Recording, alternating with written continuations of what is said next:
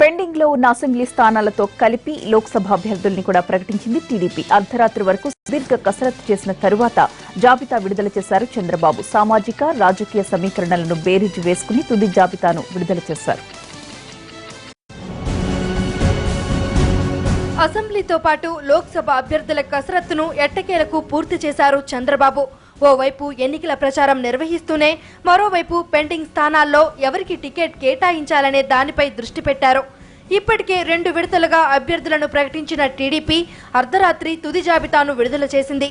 ఇందులో 36 మంది అసెంబ్లీ అభ్యర్థులతో పాటు మొత్తం 25 పార్లమెంట్ స్థానాలకు అభ్యర్థులను ప్రకటించారు.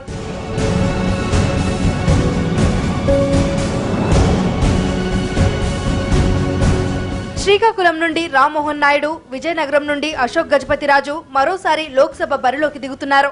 ఇటీవలే కాంగ్రెస్ నుండి టీడీపీలోకి వచ్చిన కిషోర్ చంద్రదేవ్ను అరకు ఎంపీ అభ్యర్థిగా ప్రకటించారు. బాలకృష్ణ చిన్నల్లుడు భరత్ కు విశాఖ ఎంపీ టికెట్ కేటాయించారు. అనకాపల్లి నుండి ఆడారి ఆనంద్, కాకినాడ చెలమలశెట్టి సునీల్, అమలాపురం జీఎంసీ హరీష్ మాధుర్, రాజమండ్రి మాగంటి రూప, నర్సాపురం వేటుకూరి వెంకట శివరామరాజు, ఏలూరు మాగంటి బాబు, విజయవాడ కేసినేని నాని, మచిలీపట్నం కొనకాళ్ల నారాయణ, గుంటూరు గల్లా జయదేవ్, నర్సారావుపేట రాయపాటి సాంబశివరావు, బాపట్ల శ్రీరామ్ మాల్యాద్రి, ఒంగోలు సిద్ధ రాఘవరావు, నెల్లూరు బీదా మస్తాన్రావు, చిత్తూరు శివప్రసాద్, తిరుపతి పనబాక లక్ష్మి, రాజంపేట డీకే సత్యప్రభ, కడప ఆదినారాయణ రెడ్డి, హిందూపురం నిమ్మల కిష్టప్ప, అనంతపురం జేసీ పవన్ రెడ్డి, నంద్యాల మాండ్ర శివానందరెడ్డి, కర్నూలు కోట్ల సూర్యప్రకాష్ రెడ్డి ఎంపీ అభ్యర్థులుగా పోటీ చేస్తున్నారు.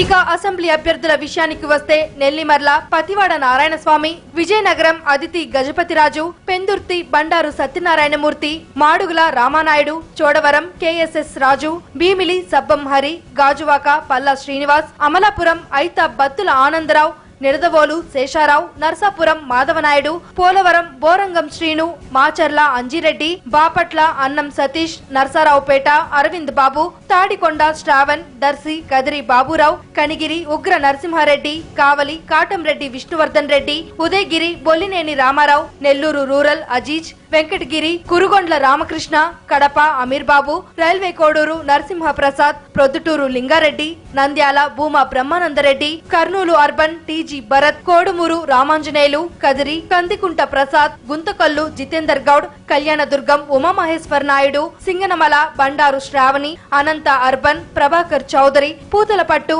తెర్లం పూర్ణ, సత్యవేడు రాజశేఖర్, తంబలపల్లి శంకర్ యాదవ్ లేదా లక్ష్మీ దేవమ్మ, గంగాధర నెల్లూరు కుతూహలమ్మ కొడుకు హరికృష్ణ పోటీ చేస్తున్నారు.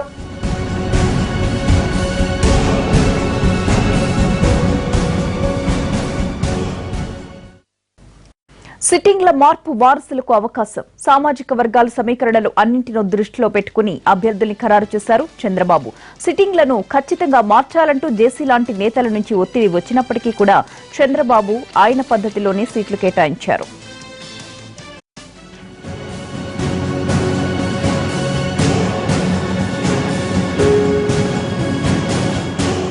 గెలుపు గుర్రాలను ఎంపిక చేయడంలో చంద్రబాబు సుదీర్ఘ కసరత్తే చేశారని చెప్పాలి.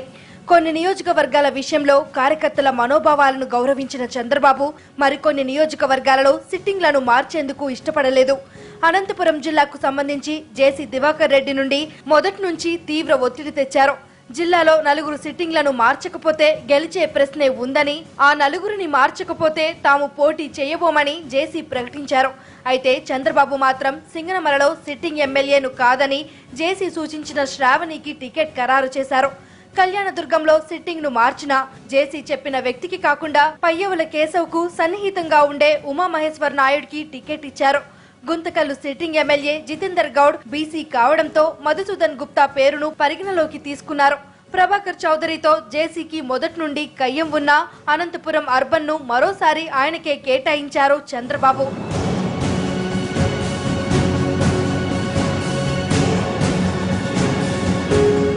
ఇక గుంటూరు జిల్లా తాడికొండ సిట్టింగ్ తెనాలి శ్రవణ్ కుమార్ ను బాపట్లకు మార్చాలని గతంలో నిర్ణయించారు.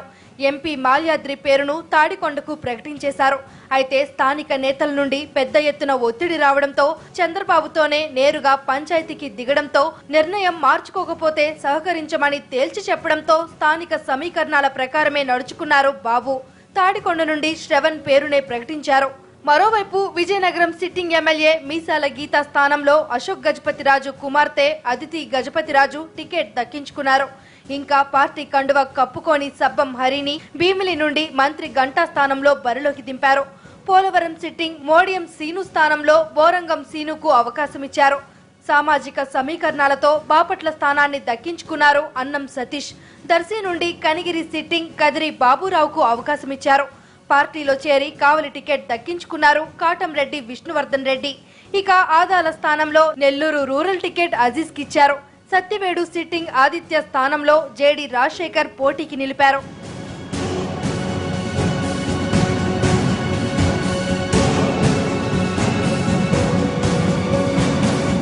చివరి వరకు అమలాపురం లోక్సభ రేసులో హర్షకుమార్ నిలిచిన బాలయోగి కుమారుడు హరీష్ కు ఆ స్థానం కేటాయించారు చంద్రబాబు. ఇక బాలకృష్ణ చిన్నల్లుడు భరత్ కు విశాఖ లోక్సభ నుండి పోటీ చేసే అవకాశం ఇచ్చారు. రాజమండ్రి నుండి మురళీమోహన్ కోడలు మాగంటి రూప బరిలోకి దిగుతున్నారు. నర్సాపురం లోక్సభ స్థానం నుండి ఉండి సిట్టింగ్ ఎమ్మెల్యే శివరామరాజు పోటీ చేస్తున్నారు. అనేక తర్జన భర్జనల అనంతరం నర్సారావుపేట లోక్సభ టికెట్ను రాయపాటికే ఖరారు చేశారు చంద్రబాబు. ఎన్నికలు దగ్గర పడుతున్న వేళ ఏపీలో ప్రచార పర్వం హోరెత్తిపోతోంది. టీడీపీ, వైసీపీ నువ్వా నేనా అన్నట్టుగా ప్రచారాన్ని సాగిస్తున్నాయి. ఇవాళ 3 జిల్లాల్లో టీడీపీ అధినేత చంద్రబాబు ప్రచారంలో పాల్గొంటారు. ముందుగా ఇవాళ ఉదయం 10:30కు కర్నూలు ఏపీఎస్పీ మైదానానికి చేరుకుంటారు. అక్కడి నుంచి కొత్త బస్టాండ్ మీదుగా ఎస్టీబీసీ కాలేజ్ వరకు చంద్రబాబు రోడ్ షో ఉంటుంది. అనంతరం అక్కడే ఏర్పాటు చేసిన బహిరంగ సభలో ఆయన పాల్గొంటారు. తరువాత అనంతపురం, కడపలో జరిగే బహిరంగ సభల్లో పాల్గొనబోతున్నారు. అధినేత ప్రచారం కోసం టీడీపీ శ్రేణులు భారీగా ఏర్పాట్లు చేశాయి.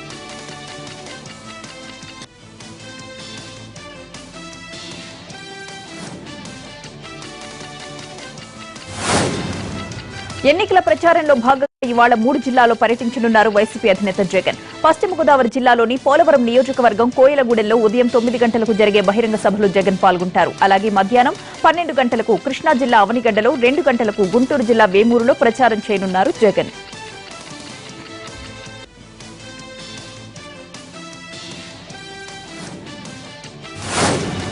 నిజామాబాద్ లో ఇవాల్టి సీఎం కేసీఆర్ బహిరంగ సభకు భారీగా ఏర్పాట్లు చేశారు టీఆర్ఎస్ నేతలు. సభ ఏర్పాట్లను ఎంపీ కవితతో పాటు మంత్రి ప్రశాంత్ రెడ్డి పరిశీలించారు. జనం నుంచి మంచి స్పందన వస్తుందని, ఖచ్చితంగా 16 ఎంపీ సీట్లను తామే గెలుస్తామని ధీమా వ్యక్తం చేశారు కవిత.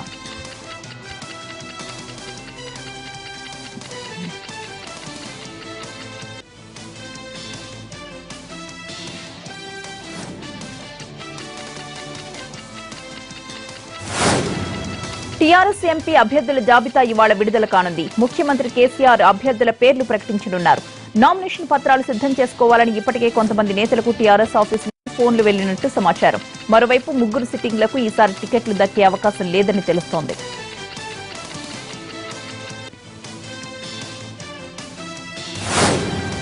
మరోవైపు టీఆర్ఎస్ లోక్సభ అభ్యర్థుల నామినేషన్స్ మొదలయ్యాయి. కరీంనగర్ అభ్యర్థిగా sitting MP Boinapalli Vinod Kumar nomination వేశారు.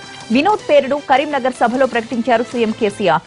మంత్రులు కొప్పుల, ఈటెలతో కలిసి 2 సెట్ల నామినేషన్స్ వేశారు వినోద్. అంతకుముందు ఆలయంలో పూజలు చేసిన వినోద్ ఎలాంటి హడావిడి లేకుండా సాదాసీదాగా వెళ్లి నామినేషన్ వేశారు. టీఆర్ఎస్ లోక్సభ అభ్యర్థుల్లో తొలి నామినేషన్ వినోద్ కుమార్దే.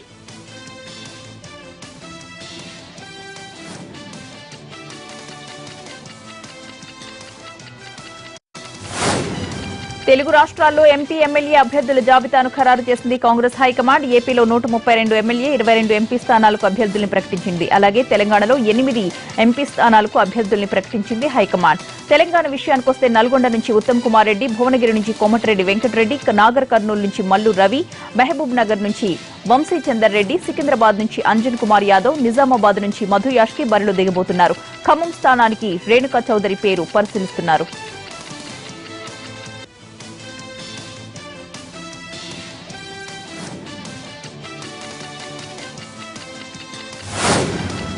తమ పార్టీ తరపున బరిలోకి దిగే అభ్యర్థుల 3వ జాబితాను విడుదల చేసింది జనసేన. ఒక లోక్సభ అభ్యర్థితో పాటు 13 మంది అసెంబ్లీ అభ్యర్థుల పేర్లను జనసేన అధినేత పవన్ కళ్యాణ్ ప్రకటించారు. అయితే 2వ జాబితాలోని ఒక అభ్యర్థిని మార్చారు. గిద్దలూరు నుంచి బరిలోకి దిగాల్సిన షేక్ రియాజ్ ను ఒంగోలు అసెంబ్లీ సెగ్మెంట్ నుంచి పోటీ చేయిస్తోంది జనసేన. అలాగే గిద్దలూరుకు బైరబోయిన చంద్రశేఖర్ యాదవ్ పేరును ఖరారు చేసింది.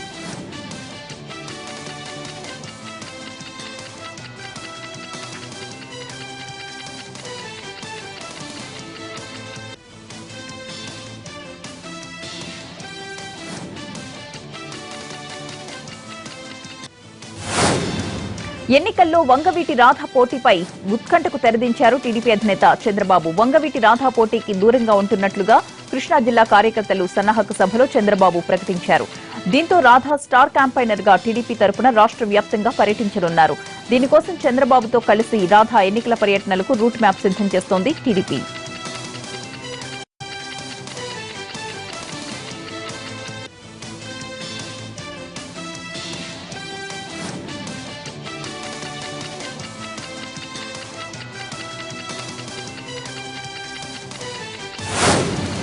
ఆంధ్రప్రదేశ్ రాజకీయాలపై తమకు ఆసక్తి లేదని అన్నారు TRS working president KTR. Chandrababu AP చేసిందేంటో చెప్పుకోవాలే తప్ప టీఆర్ఎస్ పై పడి ఏడవకూడదన్నారాయన. చంద్రబాబు అవకాశవాది అని, మళ్లీ ఎన్డీఏతో కలవబోనని చంద్రబాబు చెప్పగలరా అని ప్రశ్నించారు కేటీఆర్. చంద్రబాబును ఏపీ ప్రజలు తిరస్కరిస్తున్నారని అన్నారు కేటీఆర్.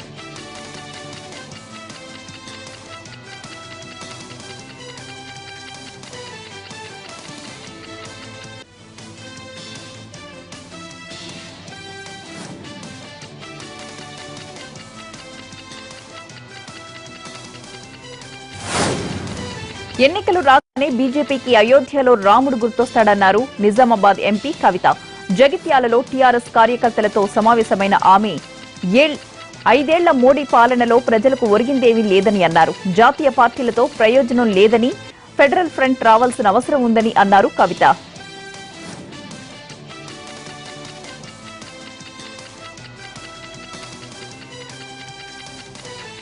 జనతా పార్టీ ఎన్నో మాటలు చెప్పి 5 ఏళ్ల కింద అధికారంలోకి కేంద్రంలో వచ్చింది. మరి వచ్చినటువంటి భారతీయ జనతా పార్టీ 5 ఏళ్లలో ఏం మార్చింది అని అంటే, ఒకసారి నోట్లు మార్చిండ్రు, ఒకసారి ట్యాక్స్ మార్చిండ్రు, 100 సార్లు మాట మార్చిండ్రు. ప్రజలకే కాదు, ఆఖరికి దేవుడికే టోపీ పెట్టే పార్టీ భారతీయ జనతా పార్టీ. పాపం ఆయన గుడి కడతాం అని చెప్పి 40 సంవత్సరాల నుంచో 30 సంవత్సరాల నుంచో చెప్తున్నారు. ఎప్పుడు ఎన్నికలు వస్తే అప్పుడు గుడి గుర్తొస్తుంది తప్పితే ఇంకెప్పుడు కూడా వారికి గుడి గుర్తుకు రాదు. నిజంగా భగవంతుడు శ్రీరామచంద్రుడు అనుకుంటుండట, అంతకుముందు నేను ఒకటేసారి 14 ఏళ్ళు వనవాసం చేసిన, కానీ భారతీయ జనతా పార్టీ పాడుగాను ఎన్నికల్లో వచ్చినప్పుడు తప్ప మిగతా ఎప్పుడు కూడా నాకు వనవాసమే అని రామచంద్రుడు కూడా అనుకుంటున్నాడు. అటువంటి సందర్భం ఉన్నది ఇవాళ దేశంలో. అంటే ఒక పార్టీ, ఒక నాయకుడు, ఒక విధానం మాట ఇస్తే పాటించేటటువంటి తత్వం, ఆ యొక్క అకౌంటబిలిటీ, జవాబుదారీతనం ఇవాళ దేశంలో ప్రతి రాజకీయ పక్షంలో కూడా లోపించినటువంటి మాట నిజం ప్రజలందరికీ కూడా కళ్ళ ముందు కనపడుతున్నది. ఇదే భారతీయ జనతా పార్టీ దేశభక్తి అని మొత్తుకుంటుంది. మొన్న పుల్వామాలో అటాక్ జరిగితే ప్రతి సైనికుడికి 25 లక్షల రూపాయలు ప్రకటించినటువంటి ఏకైక ముఖ్యమంత్రి గారు కేసీఆర్ గారు. బీజేపీ పాలిస్తున్నటువంటి రాష్ట్రాల్లో ఎంతమంది ముఖ్యమంత్రులు మరి అటాక్కి సంబంధించి స్పందించి సైనికులను ఆదుకునే విధంగా చర్యలు తీసుకున్నారో ఒక్కసారి ప్రజలు ఆలోచించారు. శ్రీశైలం టీడీపీ అభ్యర్థి బుడ్డా రాజశేఖర్ రెడ్డి సంచలన వ్యాఖ్యలు చేశారు. రాజకీయాల నుంచి విరమించుకున్నట్టుగా ప్రకటించారు. భార్య ఆరోగ్యం బాగాలేదని పోటీ నుంచి తప్పుకుంటున్నట్టు చెప్పారు. బుడ్డా వ్యాఖ్యలతో కార్యకర్తలు ఆగ్రహం వ్యక్తం చేశారు. ఆయన నివాసం దగ్గర ఆందోళనకు దిగారు. పోటీ నుంచి తప్పుకుంటున్నట్టు బుడ్డా చంద్రబాబుకు చెప్పడంతో ఏవీ సుబ్బారెడ్డిని పోటీకి దించే ప్రయత్నం జరుగుతోంది. శ్రీశైలం నియోజకవర్గం దేవుడు మండలం వెల్లూరు గ్రామంలో కార్యకర్తల సమావేశాన్ని నిర్వహించారు బుడ్డా.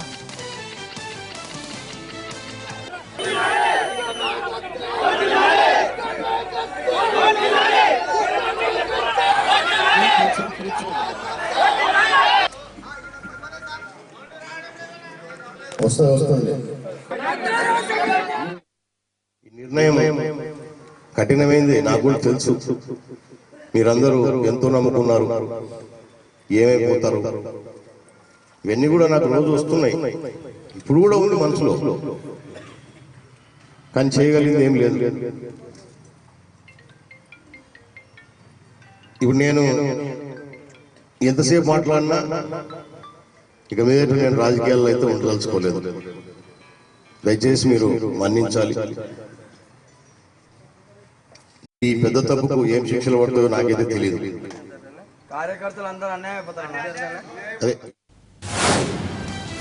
కర్నూలులో టీడీపీ రాజకీయ సమీకరణలు మారుతున్నాయి. శ్రీశైలం నుంచి పోటీ చేయలేనని బుడ్డా రాజశేఖర్ రెడ్డి స్పష్టం చేయడంతో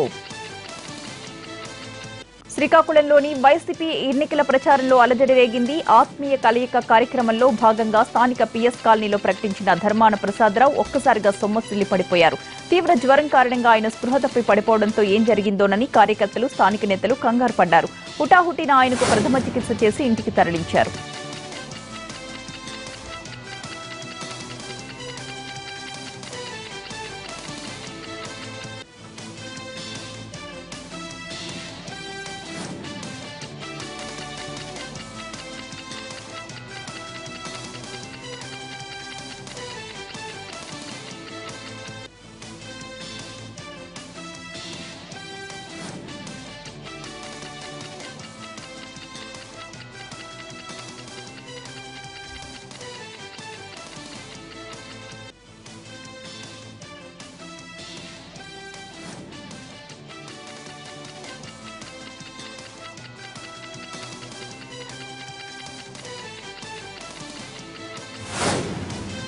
తెనాలి నుంచి పోటీకి సిద్దమవుతున్నారు జనసేన నేత నాదెండ్ల మనోహర్. ఈ నెల 22న ఆయన నామినేషన్ వేయనున్నారు.